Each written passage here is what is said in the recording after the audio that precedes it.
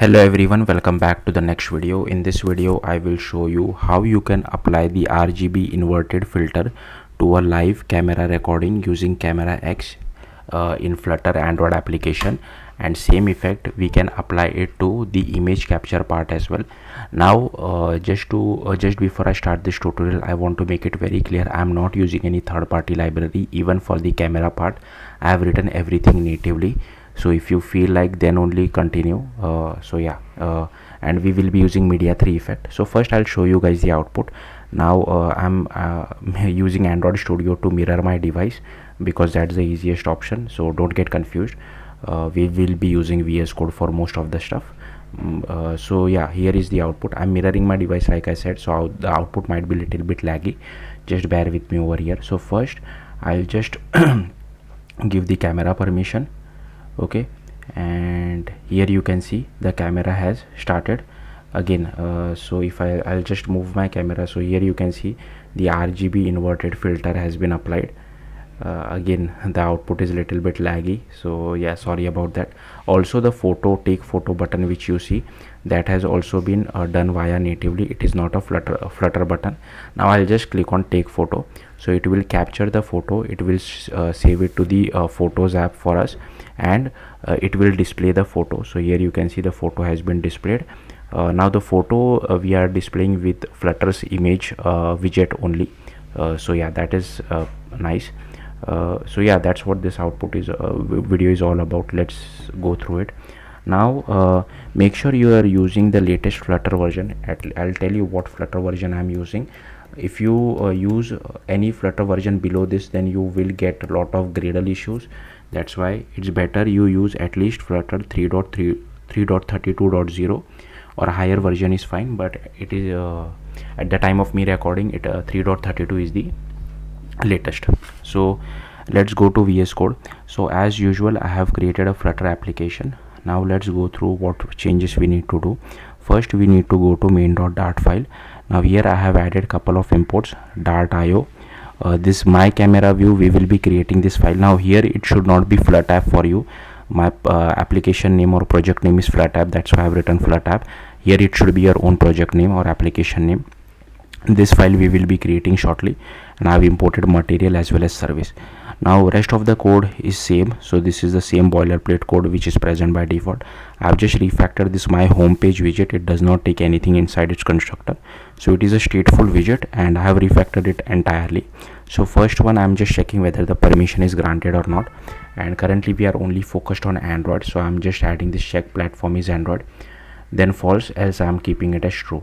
Then here I have created a method channel. So method channel is basically used for getting the camera permission. Now for getting the camera permission, maybe you can use some third-party library as well if you feel like, but given that I have written native code for the main camera part, that's why I have written native code for camera permission as well. So it's up to you, because we require the camera permission, then only we can proceed ahead. So here you can see if platform.is Android, then we just get the camera permission inside init state, and if the camera permission inside camera permission we just invoke this method. So you'll have to define this method on native Android side as well, and it gives us a boolean result back. It can be either true or false, and if it is true, then we just change the value of this variable. Okay, now if this variable is permission is granted is true, then here you can see I'm displaying this my camera view, which is a custom Dart class which I have created over here. Else we just display a text else we just display a text saying that give camera permission. Okay, now you just have to go to this, create this my camera view.dart file. Here again we are importing dart.io, Flutter material, Flutter services.dart. It is a stateful widget, and here you can see we have defined another method channel. Now this is for UI related part. So this is of type camera view, this is the image URL, and this is the creation params. This is basically used for sending data, but we are not really sending any data, we are getting data once the image has been captured. So here you can see I'm just added this check, if platform is Android then do this. For all other platforms I'm just displaying a placeholder. Okay, now if image URL is not equal to empty, then display the image. That means the image has been captured with the help of that button, take photo button.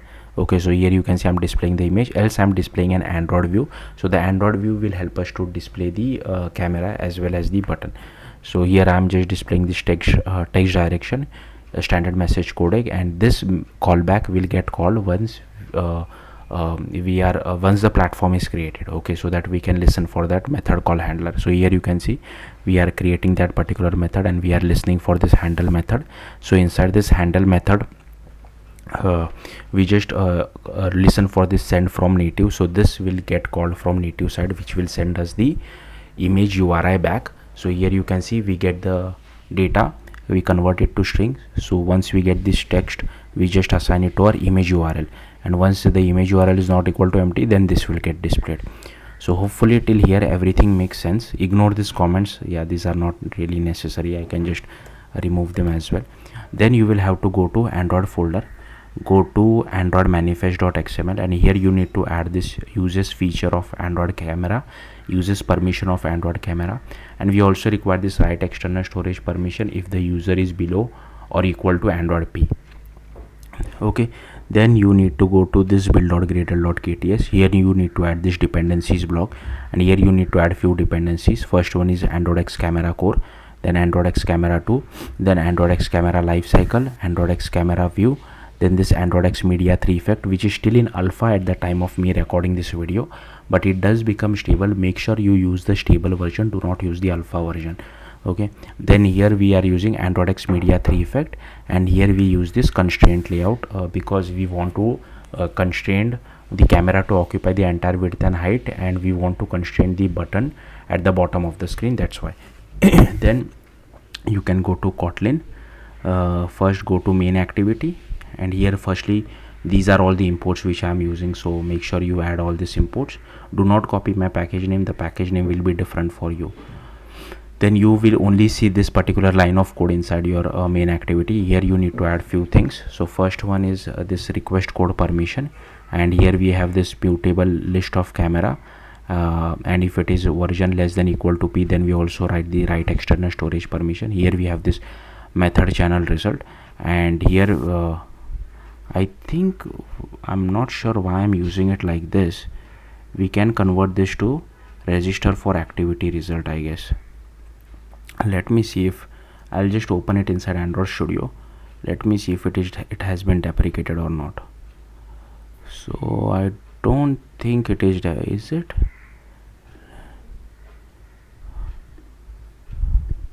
I don't think it is deprecated, so I guess we can continue using it. But what I feel is on request, okay, I'm already using it, that's why I guess. But what I feel is you can use register for activity result as well if you feel like, but yeah, I'll keep it as it is for now. Otherwise, if you use a register for activity result, I'll have to convert this to Flutter fragment activity. Okay, I'll keep it simple. So we are overriding this, and again this is only for camera permission. So once we get the camera permission equal to request code, and if all permissions are granted, we send back true, else we send back false. So that's what we are doing over here. Then here we have one method just to check whether the permission was granted or not. Okay, then we override this configure Flutter engine. Here we first register our camera view. So if you remember, we were using the same string on Dart side as well, so that's what we are doing over here. And this is the method channel for requesting permission. So once we call get camera permission, it calls this activity compat dot request permission, and so once permission has been granted, it will automatically call this particular part. Okay, and here we are sending true or false back to Flutter side. All right, once that is done, if you see over here, we are referencing this particular file called my camera view factory. So we'll need to create a Kotlin file called my camera view factory. Again, here you should write the same package name what you see inside your main activity. Do not copy my package name, otherwise you will face issues. Now inside this, again, this is a boilerplate file. I'll just so these are all the imports. You can pause the video and copy the imports. Again, this is a boilerplate file which you have to write every time you want to embed embed a native view inside your Flutter application. So here we have just created my camera view factory. Here is our activity, here is our binary messenger, and here is our platform view factory, which is of type standard message codec dot instance. And here we override this create method. Here we get the creation params. Again, we are not really sending any creation params, and here we initialize a file called my camera view, where we pass the messenger, the view id, as well as the creation param dot activity. Now we need to create this particular file, my camera view, and it will contain all the required code which is necessary. So if you see over here, this is my camera view. Again, this should be your own package name. Now here it has a lot of imports. I'll simply scroll through this file. Feel free to pause the video wherever you feel like and just copy all these imports that are there. Then we have this @unstable API annotation. We are adding this because at the time of me recording this, the RGB filter, inverted filter which we are using, it's still bit unstable, but yeah, hopefully by the time you watch it, it does become stable and you don't have to use this particular annotation. Okay, but yeah, for now at least we require this particular annotation. Then here we pass the get the context, binary messenger, the id, then the creation params as well as the activity, and we extend from platform view. Here is our image capture, here is our process camera provider. Then here we initialize constraint layout, our preview view as well as our button. Then here is our method channel as well, for which we pass the camera view as the name. And here is our executor service as well. Here I have created one variable, you can say, called file name format. Okay, and here inside init we just initialize our layout params, then we assign it to our constraint layout, then we create a constraint set for our constraint layout. Then here we just initialize our viewfinder or the camera view which you see. Okay, and we constrain it to the all sides of the screen, and from bottom we just give it 200 margin. Okay, so it occupies the entire width and height. From the bottom it leaves 200 margin. Okay, and for button again the same thing, we set the background color, text color, and we constrain it to the bottom of the screen. Then we add one click listener to our button as well. And here is our setup camera. Inside setup camera we just call start camera. We initialize our camera executor. Here we call take photo. So if image capture is not equal to null, then we proceed ahead. So here we get our simple date format. Here is our content values, where we pass the display name, mime type, and if version greater than Android P, we also set the relative path. Then here is our image capture dot output file options. Then we just do image capture dot take picture, and we just override this. So this gets called once we click on our button, or once the image is saved, sorry.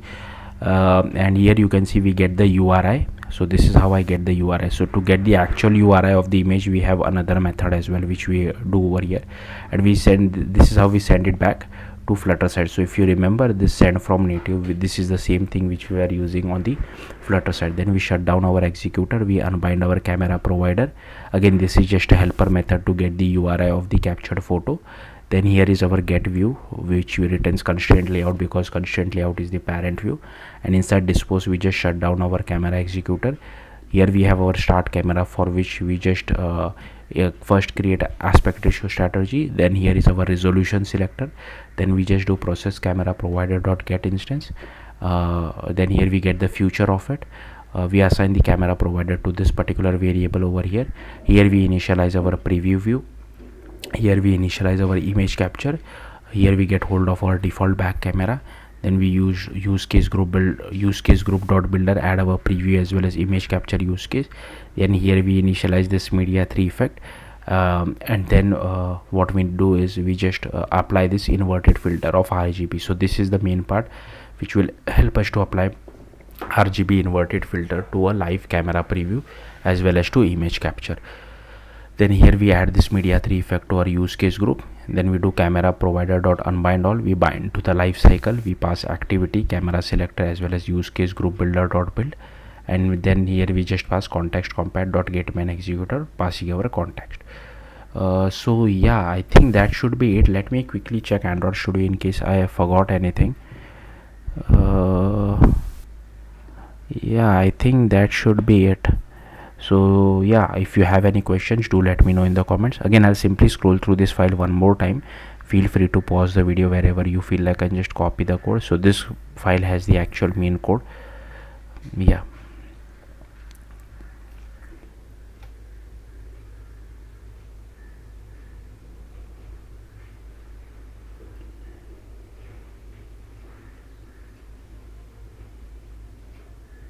Okay, and hopefully you saw this particular part as well, for my camera view factory.